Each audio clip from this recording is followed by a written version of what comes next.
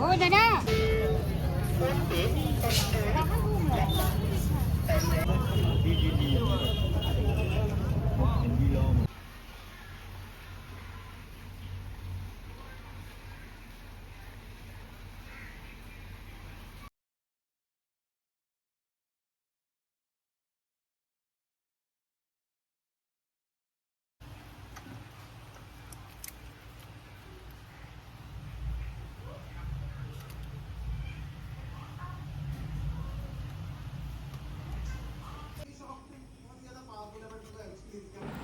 Hi ma'am, aigi pudina se loina kangzale mana nong amuk chure nong phajana chutharani ising jamandana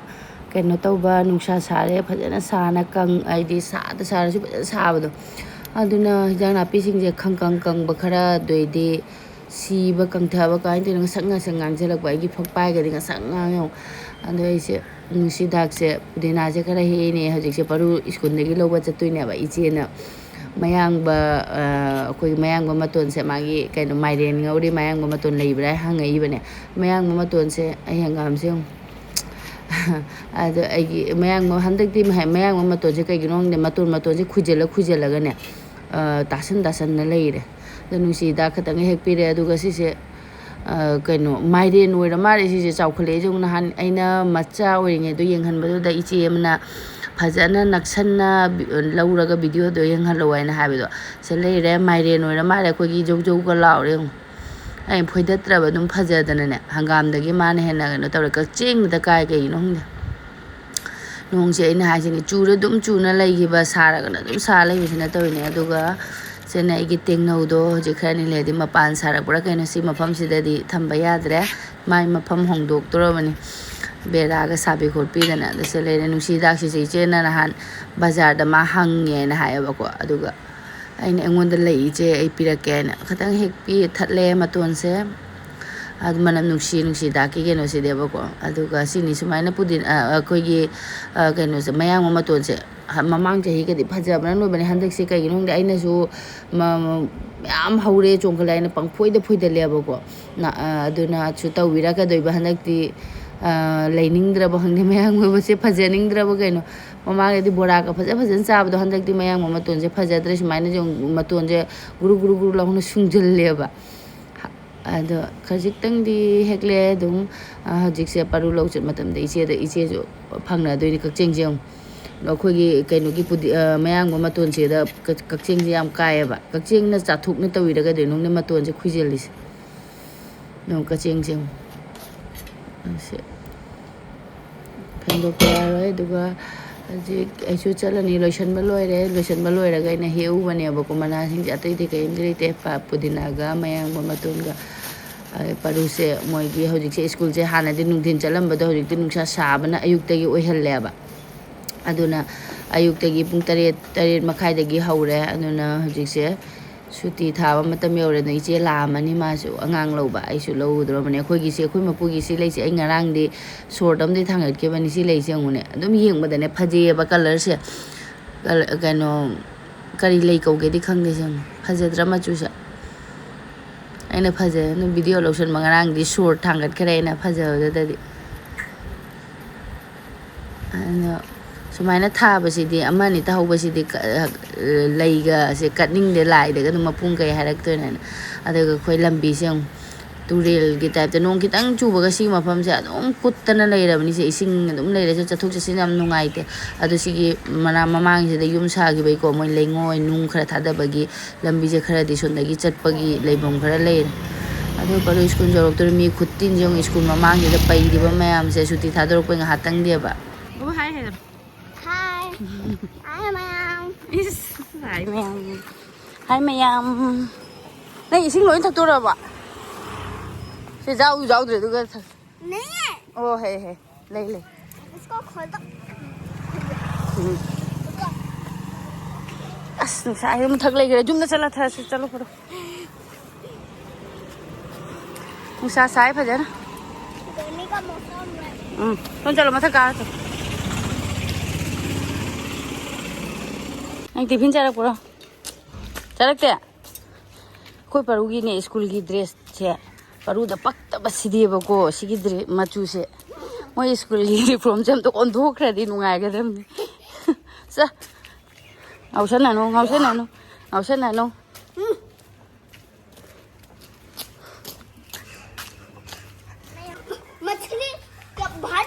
ꯑꯃꯨꯛ ꯌꯧꯔꯛꯑꯦ ꯁꯤꯒꯤ ꯑꯩꯈꯣꯏꯒꯤ ꯇꯨꯔꯦꯜ ꯂꯥꯟꯐꯝꯁꯦ ꯆꯠꯂꯨ ꯕꯥꯕꯨꯁꯦ ꯆꯠꯂꯨ ꯁꯣꯗꯩ ꯆꯠꯅꯤꯡꯉꯤꯕ ꯌꯦꯡ ꯏꯁꯤꯡꯗ ꯆꯠꯅꯤꯡꯉꯤꯕ ꯌꯦꯡ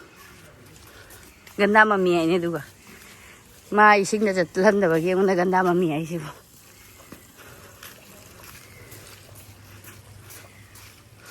ꯄꯩꯔꯒ ꯆꯠꯂꯤꯁꯦ ꯏꯁꯤꯡꯗ ꯆꯠꯍꯟꯗꯕꯒꯤ ꯄꯥꯡꯈꯣꯛ ꯃꯌꯥꯝꯁꯦ ꯀꯦꯃꯦꯔꯥꯁꯤꯗꯗꯤ ꯈꯪꯗ꯭ꯔꯦ ꯈꯨꯐꯖꯕꯅꯤ ꯁꯪꯇꯤꯛ ꯁꯪꯉꯒꯅꯦ ꯄꯩꯔꯦ ꯃꯌꯥꯝ ꯆꯥꯅꯕ ꯌꯥꯔꯗꯤ ꯃꯌꯥꯝꯁꯤꯡꯗꯤ ꯆꯥꯈꯤꯗꯣꯏꯅꯤ ꯀꯔꯤ ꯍꯥꯏꯕ ꯃꯥ ꯀꯦꯞꯇꯦꯟ ꯑꯣ ꯂꯩꯅꯦ ꯑꯗꯣ ꯅꯪ ꯀꯔꯤ ꯍꯥꯏꯕ ꯃꯌꯥꯝꯗ ꯀꯩ ꯍꯥꯏꯕ ꯁꯥꯏꯂꯦꯟ ꯍꯥꯏꯕ ꯃꯥ ꯀꯦꯞꯇꯦꯟ ꯁꯥꯔꯛꯑꯦ ꯀꯥꯏ ꯆꯠꯂꯣ ꯊꯣꯡꯗꯣ ꯕꯥꯕꯨ ꯌꯨꯝ ꯆꯪꯉ ꯊꯧꯔ ꯆꯠꯁꯤꯜꯂꯣ ꯁꯥꯒ ꯁꯥꯕꯅꯤ ꯅꯣꯡꯒ ꯆꯨꯔꯛꯇꯣꯔꯦ ꯒꯥꯔꯤꯁꯨ ꯌꯥꯝ ꯁꯥꯔꯤꯕ ꯅꯣꯡꯁꯤꯗ ꯄꯔꯨꯅ ꯅꯣꯡ ꯆꯨꯗꯣꯔꯦ ꯅꯪ ꯀꯦꯞꯇꯦꯟꯅꯤ ꯂꯝꯍꯦꯟꯕ ꯀꯦꯞꯇꯦꯟꯂꯣ ꯅꯪ ꯅꯠꯇꯦ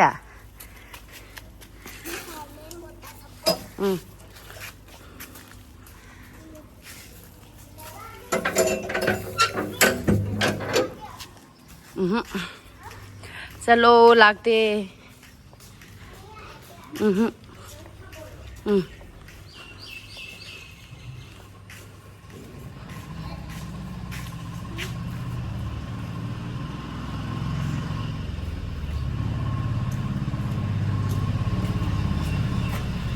इस कोई पढ़ूंगा आए ले बस इधर आई दी तल्ले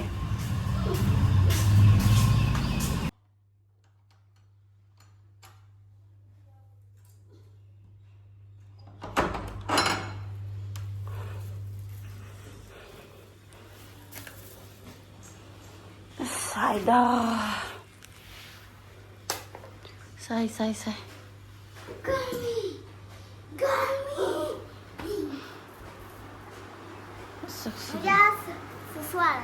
सिबु कैप्टन नहीं सिबु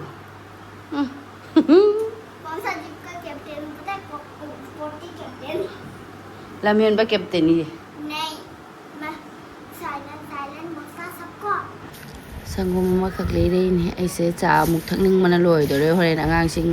खुनुबुदि खितंग थेंगी मासु हलकपदा खरदि थेंगनि अदुना चा से अमुक थक्निंगे संगम से लोंथोगा अदुगा चा काप अम थक्तोए अइना तोइबा अदुगा अरे खरा अरेम लेबसिनाने साबसिदा बरफति काम चानिंगे अदु जुबी तंखाय अमा कुइरेबा लैगिबा अइगोना जुबी तंखाय से दुम फ्रिजदा लेरे चादना लेना अइना युबी हापगा हाना पीङैदा संगोमगी बरफ हाना चुखिबदा दु सेमगे तौबा संगोम अदुगा अइना चा थकिबा अरेमबा खरादि संगोम लैरे हाउनबा अमुक अइना संगोम पाउडर से चमचनी खतंग हापनि अदुगा ngasi hojikka sabasida babarap se chade kyade haudure hojikti chaba yaro sanda natraga hayengumba hayeng sagalaga chabana di hauni aina sangom chamasani kitang hapchalise mu hauna ba tawbani aduga takhaire chira keno bu tawre matum tasale sangom se aina cha thakna ngak phamubade ingphajana ingdharame aduga chini sim kaino ni kai hai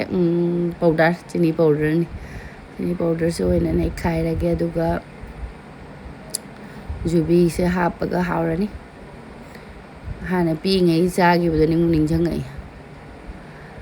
अदैना खितंग तंगना येंबा थुमबा वालाबाइना अदुगा खितंग थुमबदी वाले चिनी खितंग हापा दुगा इना जुबी से खतंग अमा खाइदोंना थमिन जुबी से होरेन मथक्ते खितंग हापगा खोगी हाना बरा खोगी चुप मतोन लोमदा को मतोन हाइद्रा मखोंग लोमदा जुबी इनता केनो तौना लेबदो पैसनना लेबदो असेने ग्राइंडर तखागे तौबनी खरा अमदि खरा पौपौनदि खरा थमहौरे अदुगा तै मही ओइना फजन तखाइबा मिक्स केनो ओइना बाइना ग्राइंडर से तखाइरे अदुगा हजिसे मोल्ड हापचलगे खतंग टिंझलगे इसी संगोम दिनम इसिंग हामनासु केनो तौगिदबनिना हानागी बरफतुदि संगोमगिनि गाइन तौबदुदि ओखोगी इसिंग दुमाइना त दुम तौबनि दा युमदा सेमबैना संगोम ना त ओइरानी अदुगा अखोगी मखोंग लोमदा हाय मकुक लोमदा हायगद्रा अखोई युबी खरा जम नमना हापगा अतोंदे युबी तौबदा सिदि मनुंगदसु दुम युबी याउद्रबनि hayeng oin lauthoni ngasidi lauthoroi अदु अदु ए मोल्ड लोय हापचल ले अदुगा खरा दि लेम दori mar glass one time glass am lei chegi dispo do makhale aduga da oina hapag ay matum house ilai maku su yaw lain tawre maku yawre kaino ilai chi gine aina manam nungsira ilai chi ma hapsan gi ba takpa matam da one time glass am da so haijal ka tang le me tawis chap chana rani da aji makha da tari do ilai chi gi maru ni takpa da kaino tawre tuoidre mahi oina hapsan na tawi ma aduga nang di laure aduga magi kaino sing jalo thoki ge hone chupa hayeng di chupa ko matam da maku elai chi gi maku se le haura kaino adana maku sing jalo lau thokra agi kaino su lei tare toiba sina yubi khara makok thang ba hai tare ko makok maton su gyan ta maton di hai ba jaroi makok hai ta ba makok thang masida yubi khara cái hai ni nam na hapsan ba kan kana homla khangong da khangoi da khang de khoi hana aine hana pinge da sa ge ba ko makok thang ba sida yubi na ta oina yubi gi baraf hai de harau gora ban ando khangning ning ha pai na yubi tang hai ma dum lei da lei gre freeze manong sida ta da lei da cha bi da ba gi ne ada de ni baraf se khangning ning jang pa ni khata tang so mung nam chal le duga wa ai gi aluminum foil su lei tre adu edi thak laun napsan gi ba ya ba lei tre mena se gi pe rang sina oina ko gi kaino imagine ke de gi pochi la ki da jarok pa rang jumak pa do ne adu na samai tawraga tape no ina phajan ge rubber su lei te tawri ba rubber na phajan ge taw su tape no napsan ge asi su phajal lage duga kaino chai si oinam jale sida oi di kam wa gre nungai te si rang sida aluminum foil oi di kitang ha ga dum kaino taw gi ba ya aduga ji se ingan na tamage sara adi ko barab aing basita thangning ba kamai te no hang aduga si hayeng oina sarage paru su chak la mai na paru chak cha gre yong asi di hawai thonge hawai chari ke imga yaw de machi horen amung mayam ba de di ma la akanda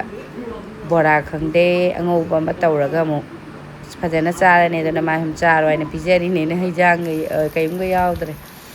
machi da aduga nong ju kanna chu tharak tore nong phajana lai khoi mabugi sing je ong pathare mathak te tengki budina te ko mathak te lei da syntax gumba ne pungdon chung akoi kang da di pungdon munna ba ka su yaw bani kang da di kat na bani adu bo mai se mun de na na ma khak te mun gare aduga akoi ni hek si haina ri ngada makha da gi min hek kare aduga mathak te phi lau tharu ge paruna loire phi lau tha de na nungsi che mathaki nungsi ki khunungai si di lo samai na churo nungsa sare ayuk te na phadana sare aduga hoji nungsi lo chu tharo phadana dei de ingani nong chure chumandana haibum khangda ba sara su sare adu nungsi chilo as nungsi se khunungai am tawri mathak te nong lai phadana am hum ma chaki doira chu gadra di khangdare tawis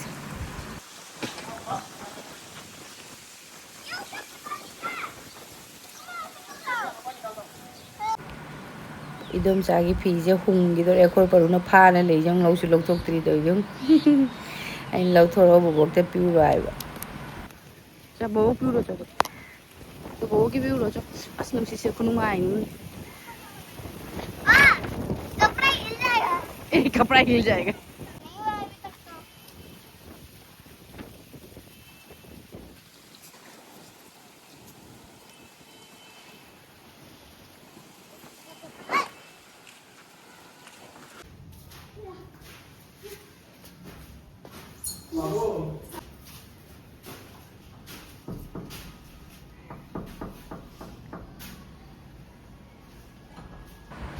aduga hojise mayam pung mari makhai manga di ta dore ngasai no ngahak ti churamme phajana aduga muk nusa sadore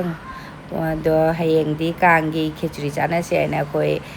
bazaar taw ba chatui ni dom cha loisal hi dom cha ga iga iche ga taw na pot lai ru gi ge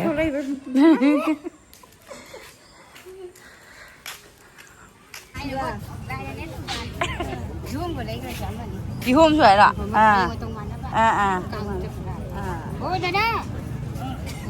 mà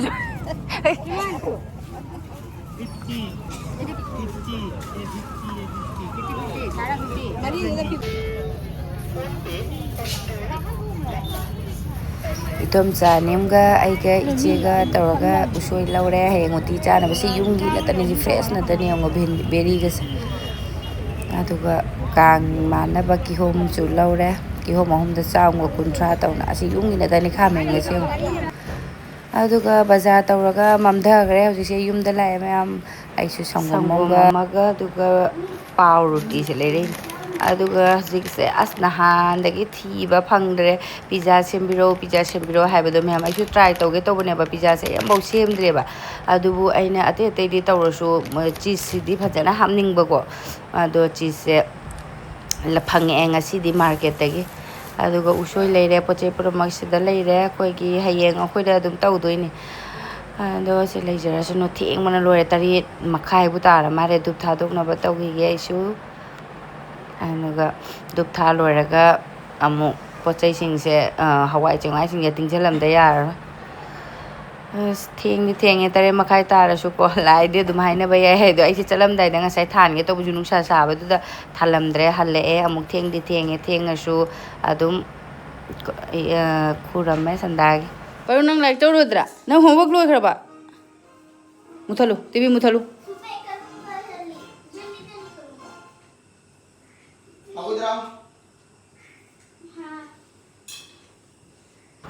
lai kram noramena hojik ai sangom se yongsin amu san gi sangom aduga bread ka tawraga cha thakninga cha than se paro dada ma piro nang paro is acting taw lai paru nang tari nei ma se yuni dada ma piro nei ma ya sidi udai ta pangre sidi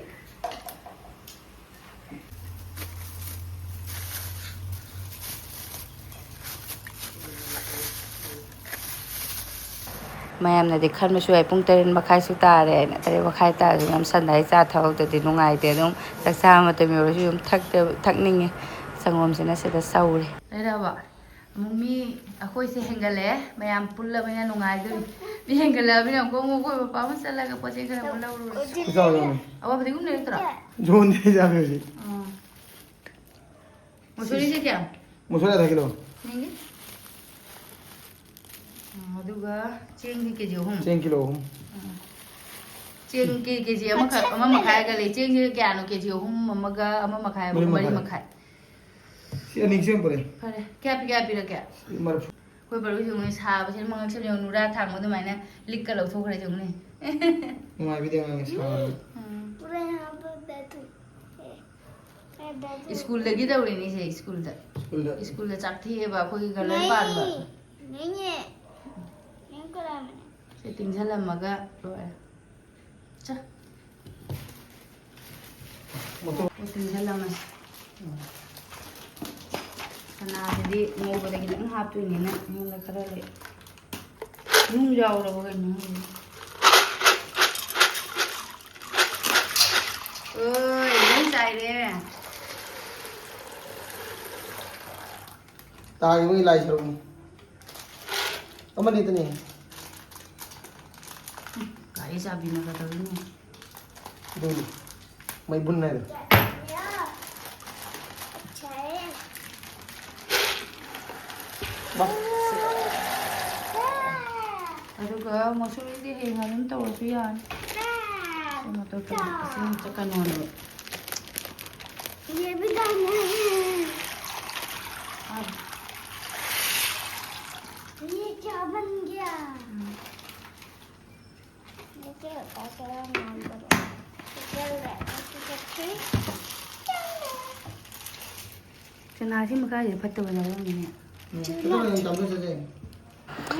loina hawai chongai shooting sale mya mai gi se video sum tang se da lo shan jara ge ngai se gi mathangi video da mu thengna bye